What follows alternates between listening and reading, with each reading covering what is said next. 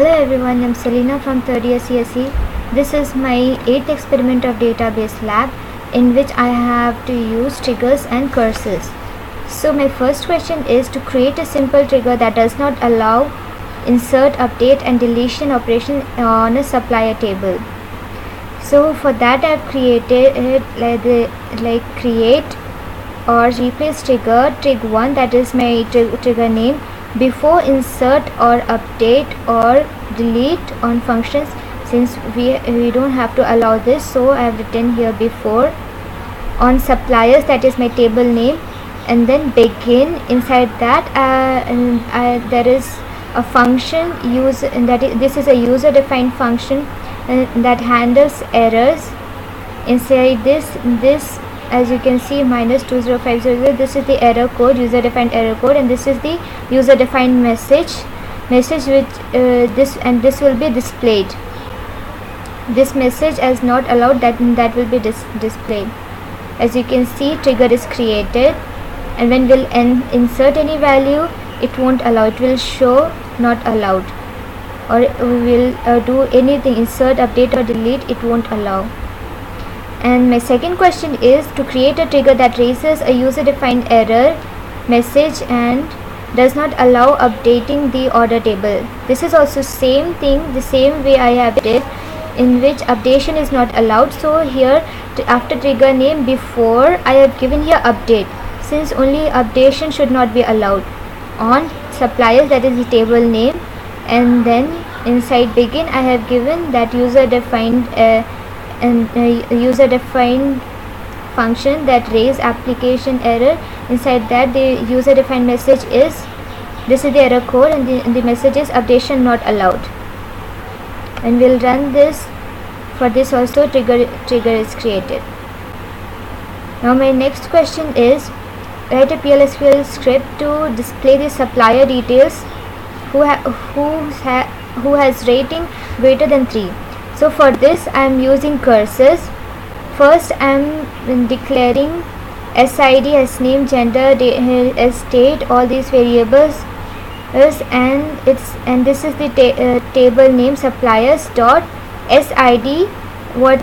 This is the attribute of my suppliers table, percentage that mod type. This will show that there is an SID variable that I am declaring here, that will have the data type of what SID of suppliers table has. So there are four variables I have defined here, and then which has the same data type as it is in supplier table.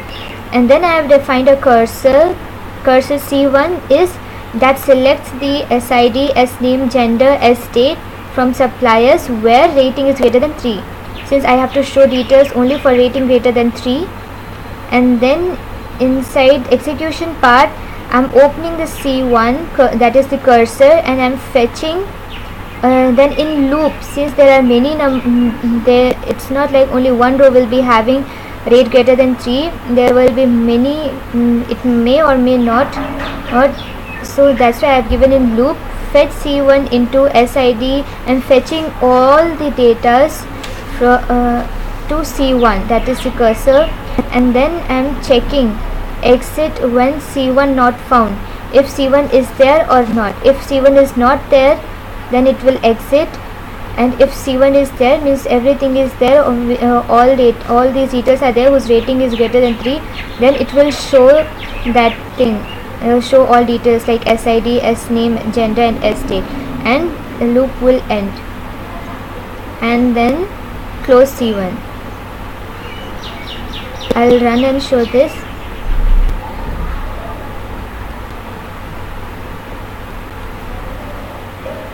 As you can see here, SID and then SNAME, this is the gender, and these are the dates. It is displayed. All these 4 rows have rating greater than 3. Now my next question is to write a PLSQL script to display the product names whose ordered quantity is greater than 10 using cursors. Same way the way I did for previous question. I'm taking the product ID and I'm defining a product ID order line, that is my table name, dot product ID. This product ID is from order line tables, that mod type. This will take the the data type same as product ID of order line table will be the data type for this variable product ID. Same for this also, same for ordered quantity also. And then I have created a cursor. Cursor C2 is select distinct product ID, comma ordered quantity from order line, where ordered quantity is greater than 10. So it will select the product ID, distinct product ID and ordered quantity. And then inside execution part, same, I'll open the cursor, and then I'll fetch all the datas. If there is any value in C2, then it will show the product ID and ordered quantity. If there is no row in data type in table which has ordered quantity greater than 10, then it won't show. It will come out of this loop and cursor will get closed.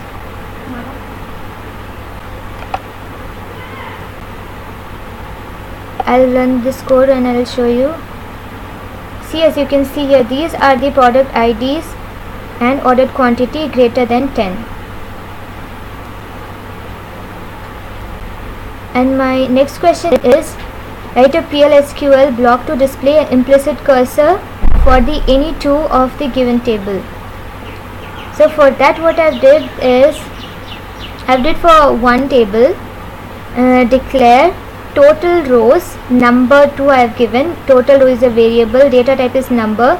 In execution part, I'm updating the value of ordered quantity in order line table. I'm incrementing it by two values. So if SQL if it is found, if this SQL part, if this is found, then it will show the total number of counts, means how many ordered quantities of order line tables are updated. If it is not found, then it will show no orders selected,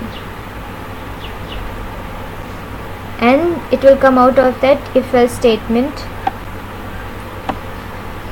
This also I'll run and show you. See, here it is showing that 11 orders selected and it is updated.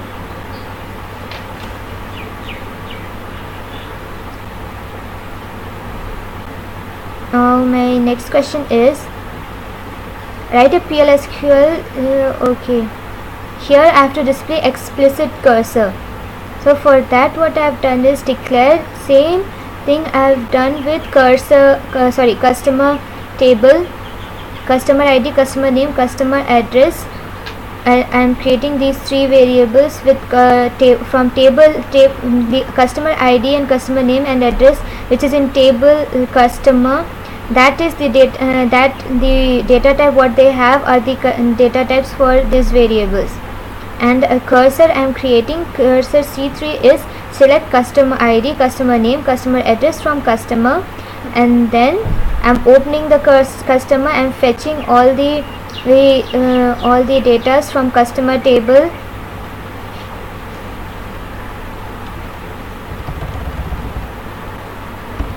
From customer table, and if it is there, it will show the customer name and customer address. If it is not there, it will come out of that loop and cursor will get closed.